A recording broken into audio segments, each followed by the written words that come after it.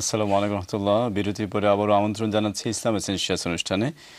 আমরা অনেকে ফোন করছিলাম অনেক বিষয় লিয়ে, কিন্তু আমরা আজকে যেটা লিয়ে মাত্রাম এটা হইল গিয়া যে আমরা ওই যে বিভিন্ন সময় আমরা শুনি যে ক্লাইমেট চেঞ্জ হয়ে যায়, ওয়েদার চেঞ্জ হয়ে যায়। এখন আইলা হইল বাংলাদেশে বন্যা দুর্গত মানুষের লাগে আমরা কিন্তু অনেকে পয়সাও তুলছি, পয়সাও দিলাম। এই যে অবস্থা, এই অবস্থা থেকে আমরা খিলান রেহাই পাইতাম, এটা কিতার লাগে ওটা হইল গিয়ে আজকের বিষয়, এবং কোরআন হাদিসের দৃষ্টিতে ব্যাখ্যা কিতা, এক্সপ্লানেশন কিতা, ওটা লই আজকে আমরা মাত্রাম ইনশাআল্লাহ। অনেকে লাইনও আসেন আমরা লোকে মারতেছে এরা। এর আগে মাতমুনি কিন্তু এর আগে আমরা একটা জিনিস শেখ মাদানি কিন্তু একটা হাদিসের কথা কইছিল, এটা কিন্তু কথাটা শেষ হইছে না, দেখি তাই বাকি কথা কিতা কইন। জি শেখ মাদানি, আপনি যেটা বলছিলেন যে মরুভূমিতে আবার সেই মরু জানোয়ার, আমি যে কথা বলছিলাম যে ক্লাইমেট চেঞ্জের ইন্ডিকেশন হাদিসের মধ্যে আছে। তো সেই হিসেবে মানে ক্লাইমেট বিভিন্ন জায়গাতে তো চেঞ্জ হচ্ছে। যেখানে বাংলাদেশে কখনো এত গরম হয়নি, এখন ওভার 40 ডিগ্রি সেলসিয়াস 42 পর্যন্ত গরম পড়ছে। বাংলাদেশও তো মরুভূমি হয়ে গেল প্রায়, যা অবস্থা। একসময় বাংলাদেশে এসি ছাড়া হয়তো চলা যাবে না। এই যে মানে এরপরে লন্ডনে এত গরম পড়বে, এখনো তো সামার আসে নাই, তারপরও দেখা গেল যে এখন যেভাবে গরম পড়া শুরু হয়েছে বাংলাদেশের সামারের মতো মনে হয়। এই যে ক্লাইমেট চেঞ্জের ইন্ডিকেশন হাদিসের মধ্যে আছে, এটা একটা বিষয়।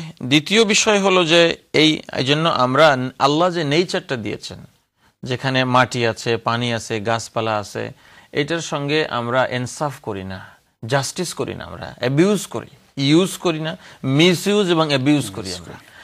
এই কারণে কিন্তু আল্লাহ রাব্বুল আলামিন আমাদেরকে শাস্তি দেন। আর এরকম অবস্থার মধ্যে যখন আমরা পড়ে যাই, তখন এটাই এজন্য আল্লাহ বলেছেন যে যহারাল ফাসাদু ফিল বাররি ওয়াল বাহরি বিমা কাসাবাত আইদিন নাস। মাটিতে এবং পানিতে যত বিপর্যয় হয়, ডিজাস্টার হয়, এটা হলো মানুষের হাতের কামাই। আমরা গ্লোবাল ওয়ার্মিং সৃষ্টি করি, আমরা গাছপালা কেটে ফেলি, আমরা নদীকে আমরা পলিউটেড করে ফেলি।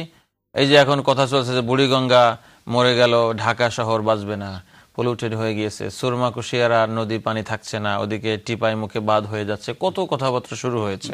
এগুলো কিছু মানুষ তাদের সুবিধার জন্য অন্য মানুষদেরকে কষ্ট দিচ্ছে। সেজন্য এটা হলো মানুষের হাতের কামাই, যেটা রব্বুল আলামিন কোরআনের মধ্যে বলেছেন। তো সেই হিসেবে এটা হলো একটা ইন্ডিকেশন যে আমাদের ভুলের কারণে এটা হচ্ছে। দ্বিতীয়ত হলো, আপনার দ্বিতীয় কথার আগে আমরা একজন কলারকে নিয়ে নেই, দেখি কি আছেন। হ্যালো, আসসালামু আলাইকুম রাহমাতুল্লাহ। আসসালামু আলাইকুম। I've got a question. I don't want to say my name or where I'm calling from. That's absolutely fine, brother. The question is, it's only one question, but if you could make a note of the details I'm giving you. Basically, I'm in about £35,000 worth of debt. Yeah, that's credit cards and loans. Mm-hmm. Now, I've got a mortgage and I've got a family. I live on my own. I work only myself. Now, I've been paying the bills and stuff for a long time, but now it's got to a point where I'm missing payments and blah, blah, blah. I'm in a very bad mess, basically. Right. So I've been introduced to someone called Victor Stone. You know, they're those lawyers who take care of the dealing, basically. They go and tell all the creditors that I cannot pay up. Yeah, and obviously there's a new government legislation which writes off the debt. So basically for the next 3 years, I'll be paying a very small amount, which that lawyer will basically divide into bits and pieces and give it to all the other creditors. And at the end of 3 years, eventually they'll give up and give you say like instead of paying 10 grand, they'll say, all right, give us 5 grand and we'll forgive you for the other. Now, this is we're promoted by the government as well, because all the credit cards and loans that were given to people before 2007, they class it as irresponsible lending or something like that. Now, I want to know, like, in this situation, the fact that is every month I only have like £100, £200 to spend for my family, food and drink. If I pay everything, which means I can't afford to basically live. In this situation, would it be allowed, the fact that I didn't borrow this money intentionally to get the money, then have it written off? If you could answer that, please. Right. Thank you very much. That's a big question, inshallah. Jazakallah khair, brother. The situation is a bit serious, understand that. And I thank you, my dear brother, for your good intention as well, and I understand that he did not borrow money to make money, but you've been desperate in some situation, then you had to borrow some money, and you are in the credit card loan or the bank loan or all this problem happening to you. Now the government legislation allowing you to going through Victor Stone or some other thing, debt free, whatever, and like you are doing something. This situation is not a normal situation. According to Islamic Sharia, that will be a desperate situation. We name it darura.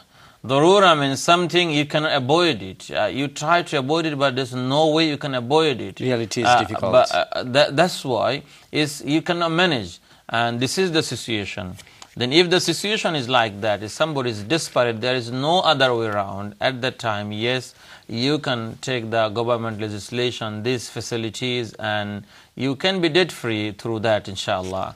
And if somebody is going through this type of the institution or the dealing with the government or the solicitors dealing with the the debtors and the people who took the debt from them, the loan from them, it will be allowed as far as I understand now. If you have any other specific detail, like you did not give us some of the detail, like you borrowed money, which bank you borrowed it, is it interest one, like the profit, and what are the terms and conditions. We don't know anything about it. But initially what I want to say, in this situation you are desperate, and yes, and you can take help of government legislation. You can go the company like Victor Stone and anybody else, and they can help you out. Maybe that will be allowed as long as you are desperate. But when your situation is good, some people want to hide it and take the advantage of the laws and make money. If anybody is doing that, this person is cheating. But if somebody is real need of doing it, that will be allowed for him, inshallah. And if you have any other detail, then give it to us, inshallah. Then we'll see the situation. Jazakallah khair, my dear brother. Thank you very much for your question, brother. We are going to the next caller, inshallah. Assalamu alaikum. Assalamu alaikum. Wa alaikum salam. Ji boin bala aছেন? ভালো আছেন? আলহামদুলিল্লাহ। আমি মাদানি সাহেবের নাম্বারটা নিতে আসলাম। তার তো দিছেন না কন্ট্রোল রুমও আপনার নাম্বারটা দিলাও কা ইনশাআল্লাহ। আমি কন্ট্রোল রুমের বা ইন্টার কইমো তানরে বইনের নাম্বারটা রাখি দিবা লাগে ইনশাআল্লাহ। থ্যাংক ইউ ভেরি মাচ বইন। আমরা আরেকজন খোলা লাগে মাথি দেখি আরেকজন খেয়ে আছেন লাইন। আসসালামু আলাইকুম। আসসালামু আলাইকুম। হ্যালো, আসসালামু আলাইকুম। ওয়া আলাইকুম সালাম। বইন ভালো আছেন নি? জি ওই। খোকা বইন আপনার কি তা প্রশ্ন? আমার বেবি একটা তাই 21 মাস হয়েছে, তাই 21 তাইলে ফুট পারি না, তাই কুলতুন তাই কোন সুবিধা তাইলে তুইতে পারি না, আমি কুলতুনি ও তাই এটা আমার ধরে ফাউদে আমার ধরে তাইলে তুইলে হান্দি শিখতে হান্দি আমার ফুটতে পারি না। আচ্ছা, আপনি কুলো থেকে তুইতে পারেন না নাইনি? জি না, কইতাম নাই। আচ্ছা আচ্ছা, আর কোনো কোশ্চেন নেই? আর কোনো প্রশ্ন নেই বইনের? প্রশ্ন নাই। আচ্ছা ঠিক আছে। জি বোন, আপনার বাচ্চা আপনি কোলে নিয়ে আপনি নামাজ পড়বেন, আপনার কোল থেকে থোয়ার দরকার নাই। এই জন্য এরকম বাচ্চা কোলে নেওয়া নামাজ, যদি বাচ্চা কোল থেকে রাখা যায় না, কান্নাকাটি করে, আপনি বাচ্চা কোলে নিয়েই আপনি নামাজ পড়বেন। আপনি যদি দাঁড়াইতে না পারেন, আপনি বসে বসে নামাজ পড়বেন, কোনো অসুবিধা নেই। আমারও ছোট বাচ্চা একটা আছে, তো কত 1 বছর 1-2 মাস হয়েছে। এরকম মাঝে ফাঁকে ফাঁকে নামাজের মধ্যে সে কোলে উঠে যায়, কিছু করেন নাই। নামাজে আমরা যখন বসে আছি তখন সে পিঠের উপরে উঠে যায়। সেজদায় গেলে সে টুপি নিয়ে গিয়ে নিজে টুপি পরে সে নামাজ পড়া শুরু করে, এরকম সে করে। এটা কিছু করার নাই।